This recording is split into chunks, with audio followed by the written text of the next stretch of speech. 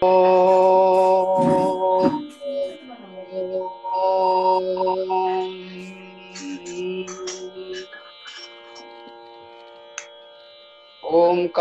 बिंदु संयुक्तं नित्यं ध्यायन्ति योगिनः कामदं मोक्षदं चैव ओंकाराय नमो नमः. तर आज आपण भगवान शंकरांनी ब्रह्मदेवाला ज्ञान सांगितलं. ब्रह्मदेवाने विचारलं होतं की या विश्वामध्ये अनेक जीव सुख आणि दुःखाच्या जाळ्यामध्ये सापडलेले आहेत. ते भगवान शंकर कृपा करून तुम्ही त्याच्यातून कसे मुक्त होते याचा मार्ग सांगा. त्यावेळी भगवान शंकरांनी योगशास्त्र सर्वश्रेष्ठ आहे म्हटलं. बघत आलो योगशास्त्राच्या तर त्याचा आतापर्यंत आपणाला 4 सूत्रांचा आपण अभ्यास पाहिला. अथ योगानुशासनम. योग हे मुळातच वेदामधूनच आलेलं आहे. त्याच्यानंतर हिरण्यगर्भानं त्यांना संग्रहित केलं आणि योग दर्शन ज्ञान प्राप्त झालं. तेही पुन्हा दुर्लक्षित झालं म्हणून पतंजलीनं पुन्हा योग अनुशासन केलेलं आहे. त्याचं पहिलं सूत्र अथ योगानुशासनम. दुसरं योगश्च चित्त वृत्ती निरोध. चित्ताच्या वृत्तीचा निरोध म्हणजे योग आहे. तदा दृष्टो स्वरूपे अवस्थानम. ज्यावेळी चित्ताच्या वृत्तींचा निरोध होतो त्यावेळी त्याला बघणारा त्याचा जो दृष्टा आहे तो आपल्या स्वरूपामध्ये राहतो. दृष्टू म्हणजे दृष्टा. स्वरूपे अवस्थान आपल्या स्वरूपामध्ये राहतो. त्याच्यानंतर पुढे पाहिलं चौथ्यामध्ये वृत्ती सारूप्य मित्रत्व. यावेळी आत्मा स्वरूपामध्ये राहत नाही. तो जर बाहेर आला त्याच्यापासून तर बाहेरच्या जशा वृत्ती असतील तशा प्रकारचा जीवात्म्याचा व्यवहार होतो. म्हणून वृत्ती सारूप्य मित्रत्व. इतर वेळेला वृत्तीप्रमाणे जीवात्मा वागायला लागतो. आज जे आपलं 5वं सूत्र बघू लागलेले आहोत. वृत्तया पंचतया क्लिष्टा क्लिष्टा. 5 प्रकारच्या वृत्ती सांगितलेल्या आहेत. त्या 5 प्रकारच्या मध्ये हीच वृत्ती कधी क्लिष्ट होते आणि कधी अक्लिष्ट होते. क्लिष्ट म्हणजे काय? क्लेश, दुःख उत्पन्न करणारी जी वृत्ती तिला क्लिष्ट म्हणायचं. अक्लिष्ट म्हणजे अक्लेश, दुःखाचा विनाश करणारी जी वृत्ती तिला अक्लिष्ट म्हणायचं. म्हणून तर या क्लिष्ट कोणत्या आणि अक्लिष्ट कोणत्या आपण बघू. सत्वगुण प्रधान वृत्ती कार्यशील झाली तर ती अक्लिष्ट अक्लेश दुःखांचा विनाश करणारी वृत्ती होय. सत्वगुणाच्या मधून निर्माण झालेली वृत्ती. रजोगुण आणि तमोगुण प्रधान ज्या वृत्ती असतील त्या कार्यशील जर झाल्या तर क्लिष्ट वृत्ती निर्माण होते, क्लेश देणारी वृत्ती निर्माण होते. म्हणून ते क्लिष्ट वृत्ती का होतात त्याचं कारण काय आहे? अविद्या, अस्मिता, राग, द्वेषा, अभिनिवेशा, पंचक्लेशा. हे 5 क्लेश आहेत. या 5 क्लेशामधून ज्या वृत्ती निर्माण होतात त्या क्लिष्ट असतात. अविद्या, अस्मिता, राग, द्वेष आणि अभिनिवेश हे पंचक्लेश आहेत. हे साधक मनुष्याच्या जीवनात नेहमी दुःख निर्माण करतात, अडथळे निर्माण करतात. अविद्या कशाला म्हणायचं? अविद्याचं सूत्र आहे अनित्या शुची दुःखनात्मसु नित्य शुची सुखात्मख्यातीर अविद्या. साधन पादातला आहे. अनित्य जी वस्तू आहे अनित्य वस्तूला नित्य समजणं, अशुची वस्तूला शुची समजणं आणि दुःखमय वस्तूला सुखमय समजणं, अनात्म वस्तूला आत्मा समजणं, असं जे आहे तिला अविद्या असं म्हटलेलं आहे. आणि हा आता कसा आहे? आता इथे एक एक गोष्ट बघू आपण. अनित्य वस्तू जगातल्या सर्वच आहे. ज्या ज्या दिसतात, ज्या ऐकू येतात, स्पर्शानं समजतात, या सगळ्या अनित्यच वस्तू आहेत. त्याचप्रमाणे आपला देह जे पंचमहाभूतांनी बनलेला आहे हा देही नित्य बदलत असतो. प्रत्येक क्षणी या देहाच्या मध्ये बदल होतो. पण आपणाला असं वाटते की हा देह तोच आहे, नित्यच आहे असं वाटायला लागते. म्हणून अनित्य असलेल्या देहाला नित्य समजणं ही अविद्या आहे. आणि याच्यातून जे वृत्ती जन्माला येते ती क्लिष्ट वृत्ती आहे. उदाहरणार्थ आपण आता 20-25 वर्षापूर्वी आपण आपला देह कसा दिसत होता आज कसा दिसतो, बदल झाला त्याच्यामध्ये. पण हा बदल 25 वर्षानंतर आपल्या लक्षात येतो. म्हणून हा जो देह आहे ते अनित्य आहे. अविद्येचं ज्ञान अविद्येमुळेच दिसतो आहे आपल्याला नित्य. म्हणजे देह अनित्य असूनही नित्य समजणं ही अविद्या आहे. या दृष्टीनं मग आपण करतो. आता नित्य देहाला कसं मानतो आपण, 100 वर्षापर्यंत 200 वर्षापर्यंत आपलं घर सुखात राहिलं पाहिजे, त्यासाठी घर बांधणं वाईट नाही, परंतु ते घर राहते आणि आपण जातो निघून. हे समजलं पाहिजे ना आपणाला. नित्य वस्तू जी आहे फक्त आत्माच आहे. आत्मा आणि परमात्मा हे नित्य आहेत, बाकी सगळे अनित्य आहेत. दुसरी अशुची म्हणजे अपवित्र कोणती वस्तू आहे, आपला देह अशुची आहे. आपण कितीही चांगले पदार्थ पोटामध्ये घातले तर दुसऱ्या दिवशी किंवा 12 तासाच्या आत त्याचा मल तयार होतो, मूत्र तयार होते. म्हणजे हे काय हे शरीर अशुची निर्माण करते, शुची नाही करत. म्हणून आपण साधं जरी झोपलो, झोपेतून जाग झालो तर आपणालाच असं वाटते की तोंड धुतलं पाहिजे, हात धुतले पाहिजे, स्नान केलं पाहिजे. आपल्याला माहित आहे अशुची झाला म्हणून, तरी पण त्याला पवित्र समजून अंगावर खूप मोठे दागिने घातले, सोन्याचे चांदीचे भारी भारी ते वस्त्र घातले आणि आपण सुंदर दिसू लागलो असं आपल्याला वाटते. देहाच्या संदर्भातच आहे ना ते.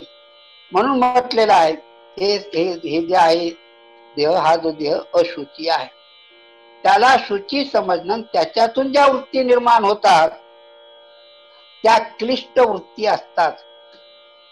तिसरा आहे दुःखमय वस्तू. देहचा दुःखमय आहे.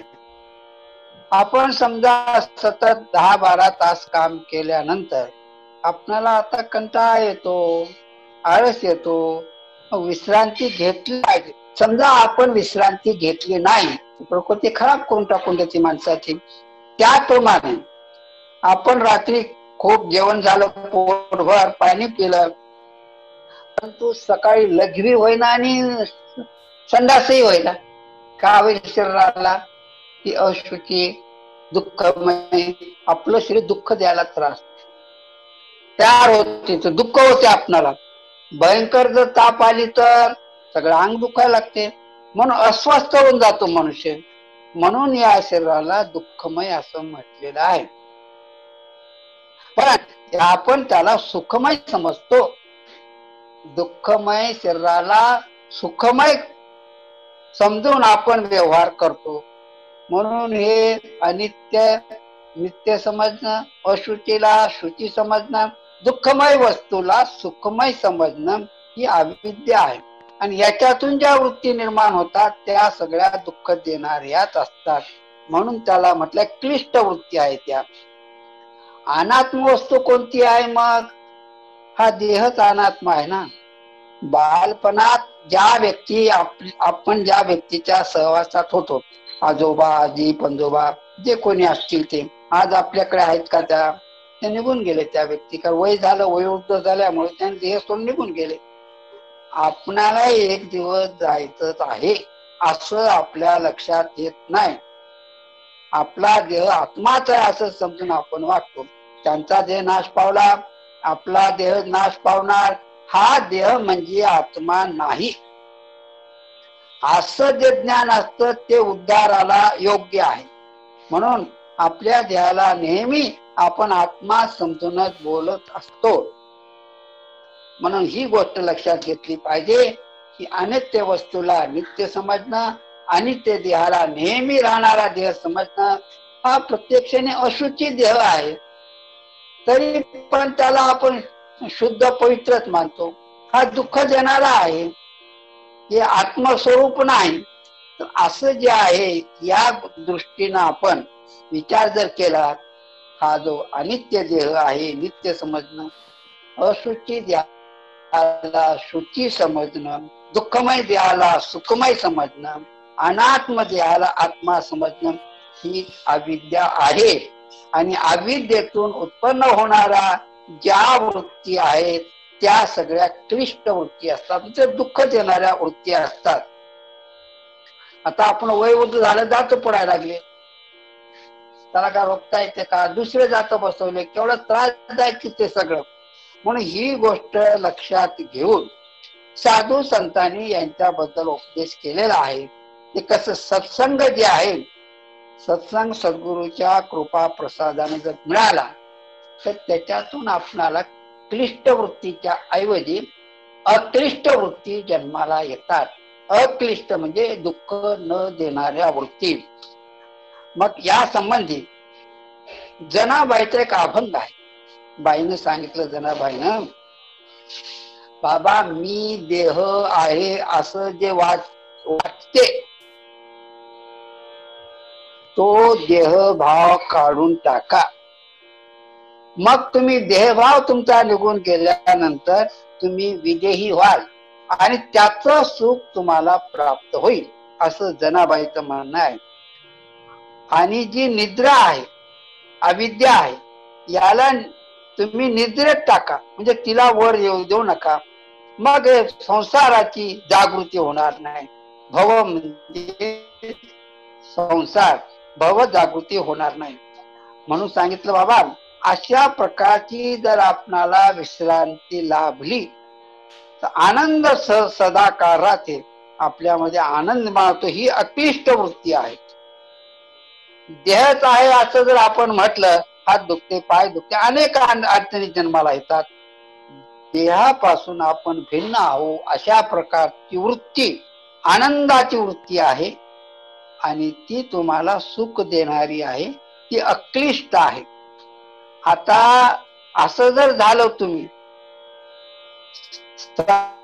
सुखी झालं, तुम्हाला दुःख होणार नाही. कारण हे त्याच्या पुढे जो लिंग देह आहे तो लिंग देह तुमचा विसरून जाईल. लिंग देह म्हणजे सूक्ष्म देह, हा त्याचाही विसर पडेल. म्हणून याच्यामध्ये असणारा आत्मा एक आहे आणि सर्व जगाचा परमपिता परमात्मा जो आहे त्याला जर तुम्ही जोडून घेतलात, मग दासी जनी ते आता मला दुःख कशाचं होईल, अभंग म्हणून दाखवतो तुम्हाला, म्हणजे तुमच्या लक्षात येईल. अगोदर अर्थ सांगितला, अभंग म्हणताना तुमचा विचार त्याच्याशी जोडला जाईल. देहभाव पूर्ण जाय, मीच देह आहे असं वाटणं, त्याला म्हणतात देहभाव. तो जर गेला, पूर्ण जाय, तेव्हा हे विदेही सुख होय. तेव्हा देहाच्या पलीकडे असणार जे परम सुख आहे ते तुम्हाला प्राप्त होईल, असं जनाबाई म्हणतात. तया निद्रे जे निजले, अहमभावाला निद्रेत टाका, त्याला झोपी घाला. मग अहमभाव जर झोपला, भव जागृती नाही आले, मग संसाराच्या मध्ये जागृती कशी होईल? ते तुम्हाला होणारच नाही. म्हणून म्हटलं जनाबाई, आयसी विश्रांतीला झाली, कशाची? अहमभावाला सोडून परमपिता परमात्म्याकडे तुमचं लक्ष लागलं की मग विश्रांती खरी आहे. ती आयसी विश्रांती लाजली, आनंद कळा संचरली, तुमच्या शरीराच्या मध्ये सगळा आनंद एकी एक होता, दाशी जनी नाही आता. आत्मा परमात्म्याला जोडल्याच्या नंतर एक झाली, मग त्या ठिकाणी जणी कोठली राहील? मी एक कवी आहे, मी एक साधू आहे, मी संत आहे, मी पुढारी आहे, असं वाटणारच नाही. असं जर वाटलं तर त्याच्यात क्लिष्ट वृत्ती जन्माला येते.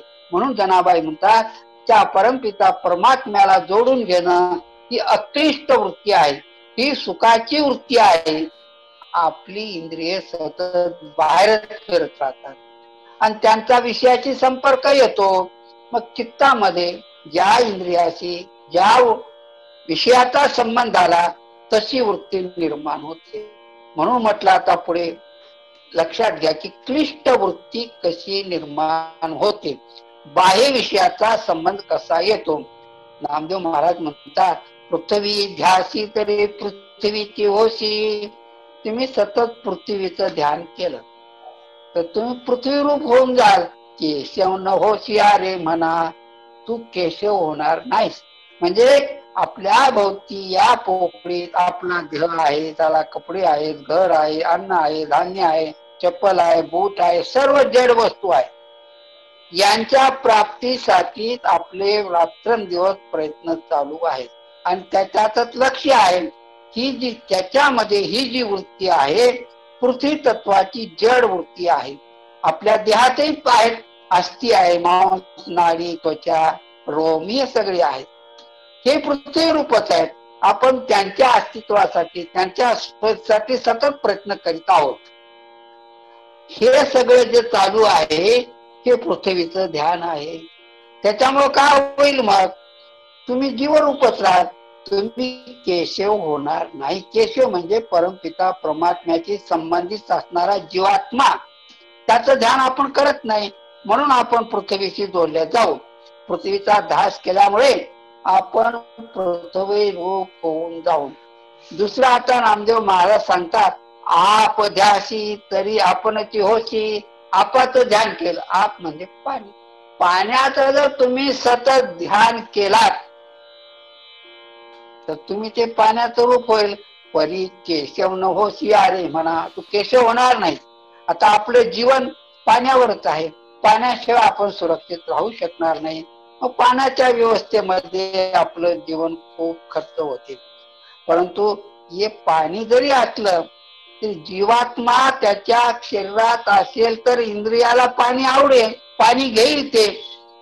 म्हणून आप आणि पृथ्वी हे दोन्ही जड वस्तू आहेत. जीवात्मा देहात आहे तोपर्यंत या सगळ्या गोष्टी त्याला लागून आहेत. आपल्या शरीरात पाण्याचं शुक्र, शोणित, लाला, मूत्र आणि श्वेत हे पंचतत्व आहेत. याचा एक संबंध कसा आहे, त्याच्या जीवात्मा असेल तर, नाही ते काही काम करू शकत नाही. आता तिसरं सांगितलं, तेज जे आहे आपल्या शरीराच्या मध्ये अग्निरूप आहे. ते आपल्या बाहेर जसं अग्नी लावून अन्न शिजवतो त्याप्रमाणे आपल्या पोटात जठरामध्ये अन्न गेल्याच्या नंतर तिथं जठर अग्नी त्याला पचवते, त्याला शिजवते. त्याच तुम्ही सतत चिंतन केलं अन्नाचं.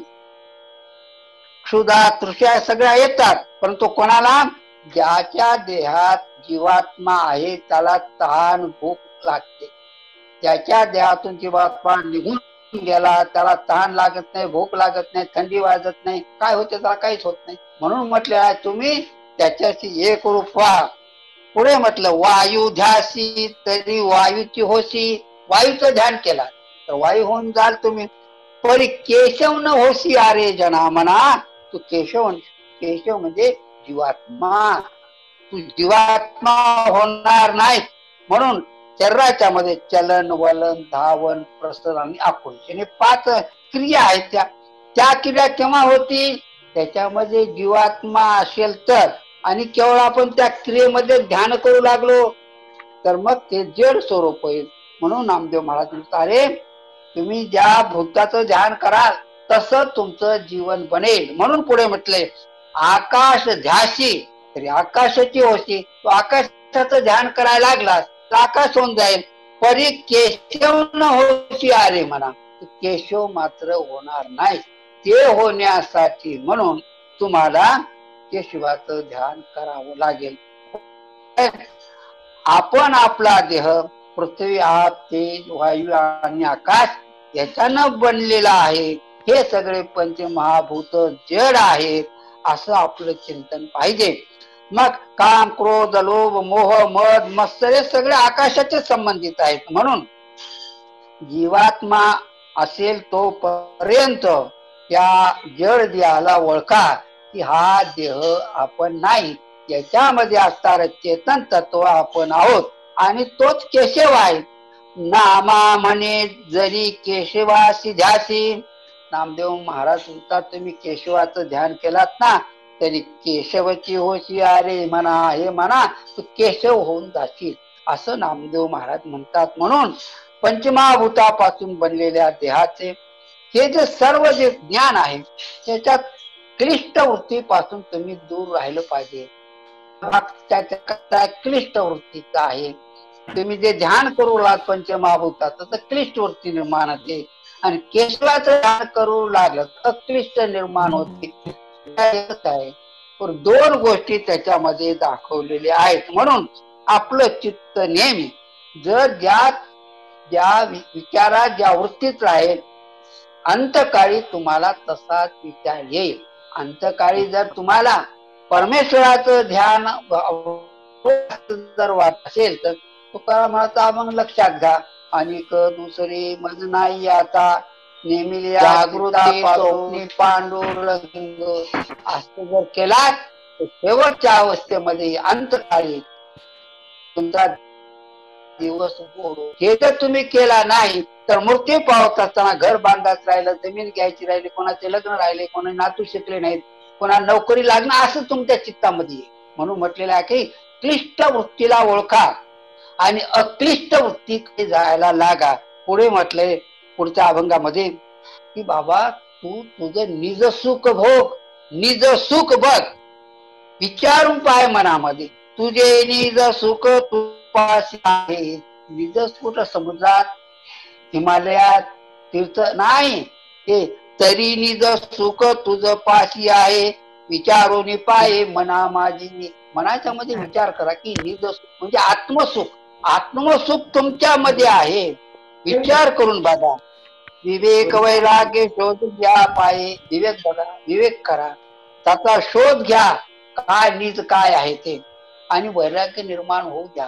आता ह्याच वेळेला कोणीतरी मित्र आला तुम्ही त्याच्याशी बोलत बघा, सत्संग राहून जाते. मग ते आता त्याचं नेहमी चालूच राहते ना. संसारातल्या अडचणी जोपर्यंत देह आहे तोपर्यंत तुम्ही कुठे राहत तुमच्या बरोबरच येतात. जंगलात जाऊन राहिले आणि म्हणले आता मी जंगलात आहोत, ते खायला लागतेच ना. मग कोणीतरी भक्त आणून द्यावं लागते तुम्हाला वेळेवर, ते चालूच आहे ना ते. म्हणून म्हटलंय विवेक वैराग्य शोधून या पाही, तेने तुझ होय ब्रह्म प्राप्ती. विवेक आणि वैराग्य याच्या आधाराने तुम्हाला तसं आचरण केलं तर तुम्हाला ब्रह्माची प्राप्ती होईल. ज्ञानाचा प्रकाश सहजची झाला, ज्ञानाचा प्रकाश तुम्हाला सहज होते नाही. हे केलं तर अहंभाव गेला गळून या, तुमचा जो अहंभाव आहे तो आपोआप गळून पडेल ना. खेचर विसा म्हणे जेथे ओंकार निमाला, सहजती झाला ब्रह्ममूर्ती. नामदेव महाराजांचे गुरु खेचर स्वामी ते काय म्हणाले, अरे ओंकार जेथून जन्माला आला ना तिथंच ओंकार निघून जातो. मग त्या ठिकाणी तुम्ही जर राहिलात तर तुम्ही सहज ब्रह्मरूप होऊन जाल. म्हणून म्हटलेला आहे हा अहंभाव सोडायचा कसा. अहंभाव सोडायचा म्हणजे अहंभाव गेला गळून या. तुम्ही तिकडे लागलात की अहंभाव आपोआप गळून जातो. आता अहंभाव का एकच आहे का. स्थूल देहाचा विश्वाभिमान, सूक्ष्म देहाचा तेजस अभिमान, कारण देहाचा प्राज्ञाभिमान, महाकारण देहाचा प्रत्येगात्माभिमान.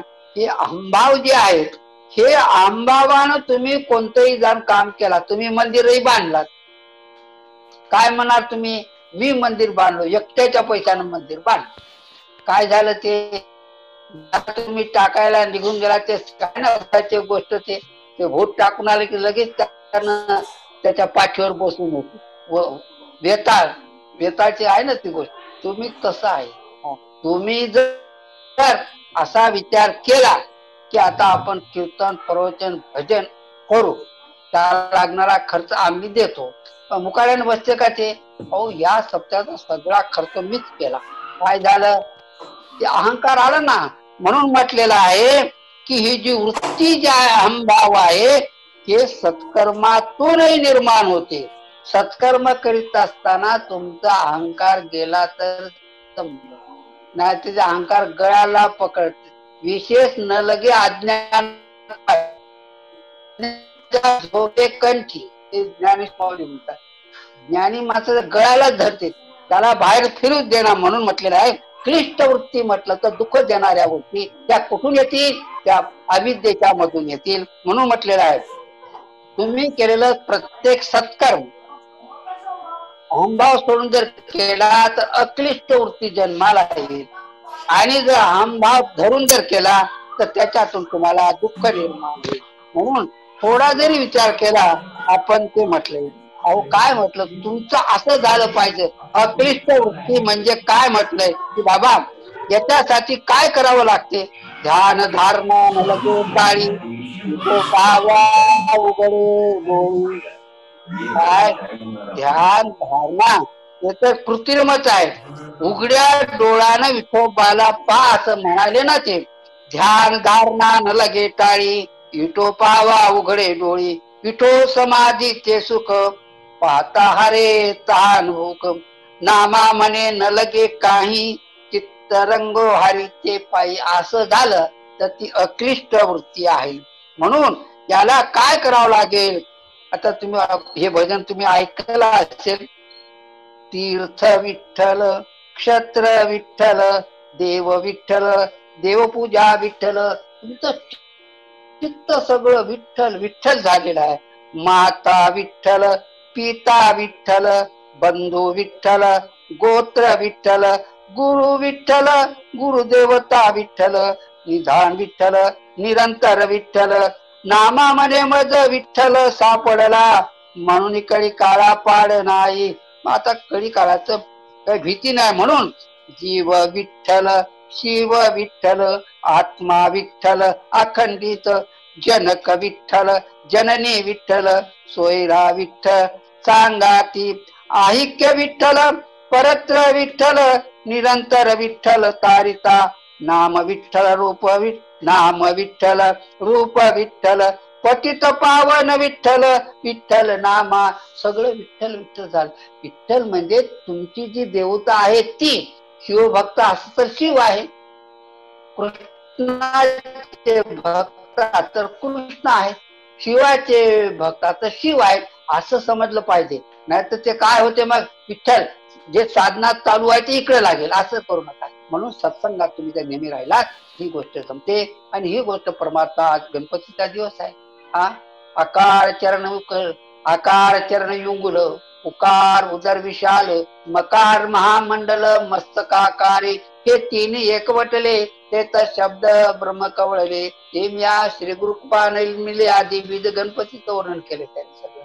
तर आज तुम्हाला जे सांगता येईल ते दोन वृत्त्या त्यात आहे, परंतु तुमच्या कर्मावर अवलंबून आहे. तुम्ही आता भजन करून चिंतन करून पट्ट्या गोळा करून पैसे जर खाऊ लागले तर अक्लिष्ट वृत्ती झाली.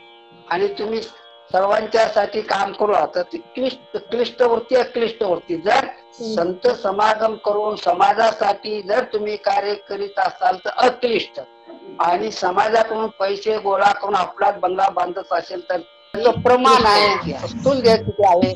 3.5 हाताचा. पुष्कळ किती आहे? अंगठा एवढा. कारंज किती आहे? अर्धा अंगठा एवढा आहे. महाकारंज मसुरासारखा आहे, मसूर प्रमाण आहे. असं आपण जर चिंतन केला तर ते सांगितलं ना सगळं विठ्ठलच आहे ना. आता त्याच्यात दोन गोष्टी आहेत. आपल्या घरी मायबाप आहेत त्यांना विठ्ठल समजायचं की काय त्या पांडुरंगाला विठ्ठल समजायचं. दोन्ही एकच, वेगळं काही नाही त्याच्यामध्ये. तुम्ही आईबापाला जर विठ्ठल समजून सेवा केला तर भक्त पुंडलिक बनाल, आणि असं जर केलं नाही तर तुम्ही क्रूर व्हाल, कृतज्ञ व्हाल. म्हणून या ठिकाणी आपल्या संस्कृतीच्या मध्ये कृतज्ञता ही ईश्वराचं स्वरूप मानलेलं आहे, आणि कृतज्ञता हाच राक्षस आहे. म्हणून या 4 जे अभिमान आहेत, 4 अभिमानाला या दृष्टीने आपण प्रयत्न केला तर ते होऊ शकते. हे काय फार अवघड गोष्ट नाही.